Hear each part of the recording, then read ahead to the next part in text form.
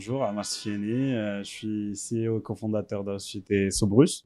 Je suis issu d'une formation d'expertise comptable et passionné par le digital et les nouvelles technologies. Alors, Sobrus est né en 2011 en France, sur Lille. Ensuite, on s'est installé au Maroc en 2012. On a développé le marché marocain et africain.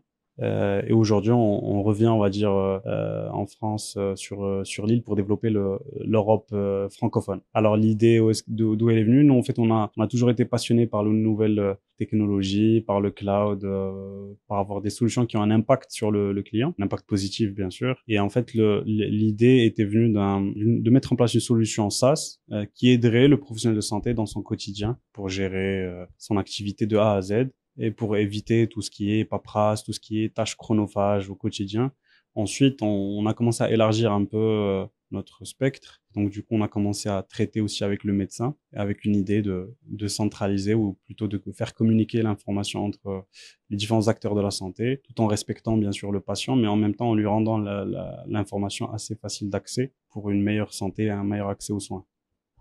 Aujourd'hui, on a des solutions totalement dédiées aux professionnels de santé. On travaille avec les pharmaciens, les médecins et grossistes répartiteurs laboratoires pharmaceutiques. Donc, c'est un peu la boucle classique de la santé. Et tout ça tourne autour du patient. Donc, le patient, c'est lui qui est servi à travers ces professionnels de santé-là. En fait, c'est comme ce qui se fait déjà dans le quotidien. Sauf que là, c'est des solutions de gestion métier pour chaque professionnel de santé. Et donc, par exemple, pour le pharmacien, ça va être une sorte de RP pour gérer son stock, ses achats, ses ventes, sa commande directe auprès du grossiste ou auprès du laboratoire pharmaceutique.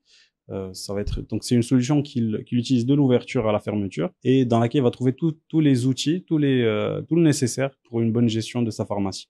Pour le médecin, par exemple, ça va être de la gestion de cabinet, donc des ordonnances digitales, de la gestion de rendez-vous, le dossier patient digitalisé, la gestion des honoraires, etc. Donc il y a une bonne gestion, on va dire, digitalisée du cabinet médical. Voilà, donc principalement, on va dire, c'est les deux principales solutions.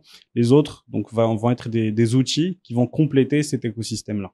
C'est une très bonne question parce qu'aujourd'hui, le démarrage était assez lent par rapport à ce qu'on voulait en tant que jeune passionné du digital. Nous, notre première année, on a fait un seul client, une cliente plus exactement. Ensuite, la deuxième année, c'était une dizaine de clients et aujourd'hui, on a plus de 4000 professionnels de santé qui utilisent nos solutions, notamment au niveau de la pharmacie où on est présent chez plus d'une pharmacie sur trois au Maroc et avec un bon taux de pénétration aussi, notamment en Afrique et bientôt en Europe. Donc, une pharmacie sur trois, par exemple, aujourd'hui, utilise au quotidien Sobrus Pharma pour sa gestion quotidienne. Donc, c'est un peu ce qu'on fait aujourd'hui. C'est un peu on va dire, notre historique et comment on a commencé, où est-ce qu'on en est aujourd'hui. Notre ambition ne s'arrête pas là.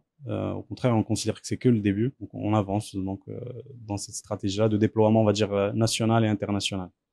Alors, il y a une synergie à créer entre les différents professionnels de santé. Aujourd'hui, chaque professionnel de santé est isolé dans son coin, on va dire. Il y a une vraie synergie à créer, une interconnexion, une interopérabilité entre les différents professionnels de santé pour simplifier l'accès à l'information, bien sûr, tout en respectant la confidentialité et la sécurité des données. C'est un point qui est très important. Et en fait, c'est ce qu'on pourrait appeler un peu une sorte de dossier médical partagé ou une sorte de dossier patient. Et l'idée, c'est ça, c'est de permettre à travers cet écosystème qu'on construit ou avec des partenaires externes de rendre l'information plus facilement accessible et donc pour toujours dans une optique de simplification d'accès aux soins pour justement avoir une meilleure santé chez les patients au Maroc, en Afrique ou dans le monde.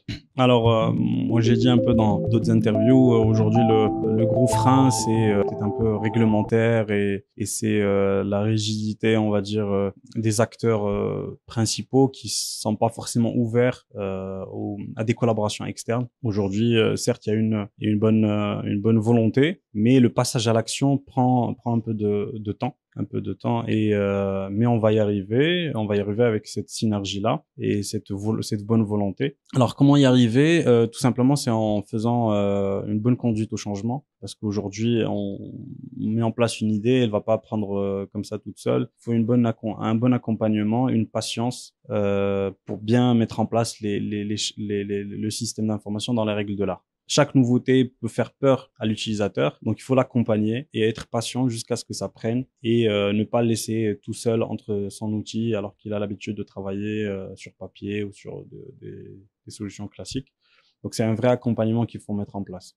Alors un dernier mot à ajouter, peut-être parler un peu de nos ambitions.